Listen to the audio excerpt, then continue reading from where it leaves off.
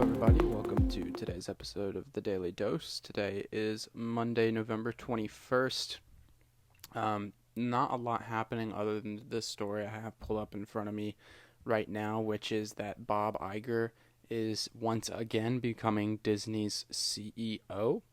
And I just want to say before I get into it, if you like this type of content, please subscribe to our YouTube channel and follow us wherever you listen to podcasts. I would really appreciate it. But let's get into today. The markets were slightly down today, and we'll look at the stock charts in a second. But really, the big news out of today is that Bob Chapek is out at Disney, who was Bob Iger's successor, and that Bob Iger is once again going to be the CEO of the Walt Disney Company. This is after Disney stock is down like around 54% from the highs, and it's down around 12 to 14% since Chapek had taken over. Disney has faced some turmoil though, and it looks like the board of directors wanted to go back to Bob Iger. I do believe that Bob Iger signed a 2-year contract and that he will be naming his successor once that contract is over. So he's here basically to right the ship, to pick up the pieces after Chapek, I guess, didn't go the direction that the shareholders were hoping. And he's here to kind of get things back on track. So as a boomerang CEO, Disney's Bob Iger has a lot to address to please investors, banking on his leadership and execution magic working one last time to fix the struggling media giant. Disney announced late Sunday that Iger will return to lead the company as its chief executive officer effective immediately. Iger led Disney as CEO from 2005 to 2020 and is credited with big-time acquisitions such as Lucasfilm and his graceful leadership style. Iger replaces his now ousted hand-picked successor, Bob Chapek, who was taking on heavy fire from investors for a bad earnings miss earlier this month and several operational miscues.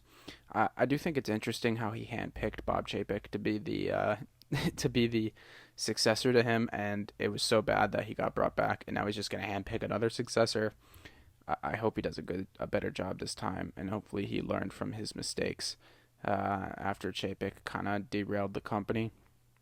So the stock was up a lot today, and it was also trending as far as searches go, and the stock finished up 6.3%, and as one of the struggling Disney shareholders, I very much appreciated that little boost.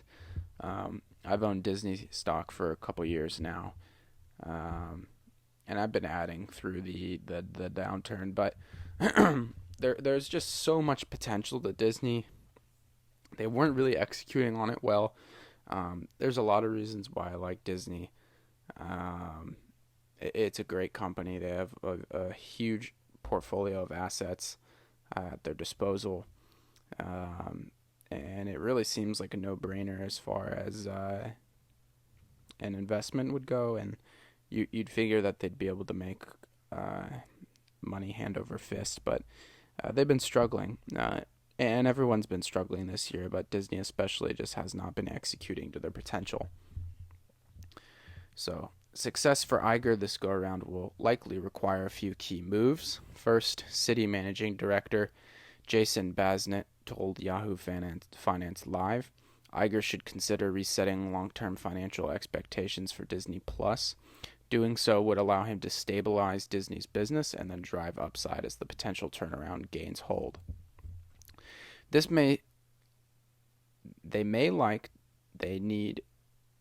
sentence is just written horribly, sorry. They may need to lower the streaming 2024 expectations that they have given the street. They may not, or they may know they are going to hit those or break even by the fourth quarter of 2024. If you're going to make an announcement like that, you're going to want to have someone of Mr. Iger's caliber to make it more palpable. Second, according to Bazinet, Iger should look to make more acquisitions to bolster Disney's scale even further.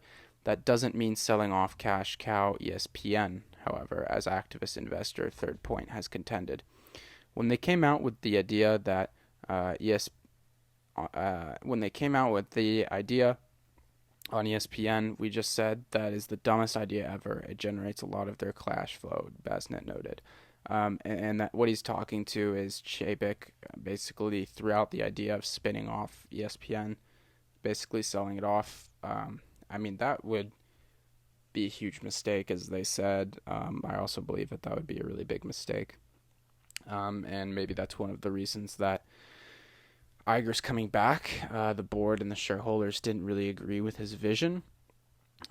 Expectations are riding high that Iger rekindles his CEO magic at Disney. If he does, it would resemble the impressive return act as CEO as his friend Steve Jobs did at Apple.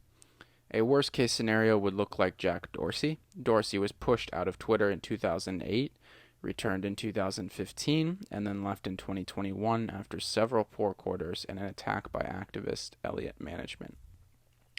Leadership experts say Iger is likely to crush over the next 2 years as Disney's CEO. Iger has the right touch at Disney, leadership expert and former Medtronic CEO Bill George said on Yahoo Finance Live. And I don't think Chapek had that touch at all, and this is a creative industry and you have to know how to handle the true innovators. So some really interesting stuff out of Disney. They didn't really hint at anything like this at all. I mean, a couple months ago, they extended Chapek's contract for like 3 years, and he's still going to be getting paid over the next 3 years. So, that something really was going wrong for them to pull this out. And I hope, selfishly, I hope that they turn it around. And get the company back on track again. I still believe there's a ton of potential in Disney. They have ESPN, Hulu, Disney Plus, their whole library of entertainment. They have cruises, they have theme parks, they have merchandise. Anything you could think of, Disney is involved in when it comes to media. So, let's get into the charts. This is the S&P 500. Still feeling some pressure. No real sell-offs going on here, but you can tell that the price is feeling compressed around this level, and the selling pressure is kind of building. We're coiling here, and I would be surprised if we coiled and boosted higher. It'd be more reasonable for us to kind of make a move lower on the S&P 500.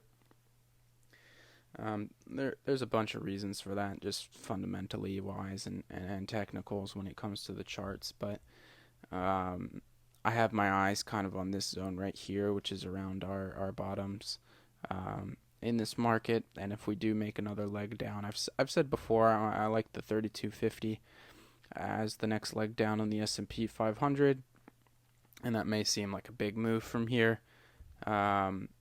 And it would be, but I think especially after the FOMC meeting in December, we're going to get a big sell-off after that meeting, because I think that they're going to raise rates by 75 basis points again, and I don't think the market's expecting that at all. So Bitcoin looks like it's in the midst of continuing its big sell-off, and interestingly enough, we've kind of seen Bitcoin and the market move hand in hand, but there have been times where Bitcoin actually is the first mover, and it'll sell off very aggressively like this throughout an afternoon and an evening, and continue lower, and then we'll actually see the stock market follow the next day. So I'm interested to see if there will be a big sell-off tomorrow if this continues. Maybe not. Maybe Bitcoin's kind of just been coiling and now it's selling off, and it has nothing to do with the markets. But in this bear market, they've kind of been connected a little bit. They've kind of followed each other, and if Bitcoin's about to make this big move downwards, and we know that the S&P 500 is kind of coiling and looking bearish, maybe we'll see something similar on the S&P 500. So that's basically what I'm looking at, but other than the Disney news, nothing super exciting today, so I'll leave it here. I appreciate you guys watching or listening to this episode. If you have any thoughts, leave them in the comments, or if you're listening to the podcast, you can just send an email my way. Should be in the episode description. But other than that, I'll see everybody tomorrow, and thank you.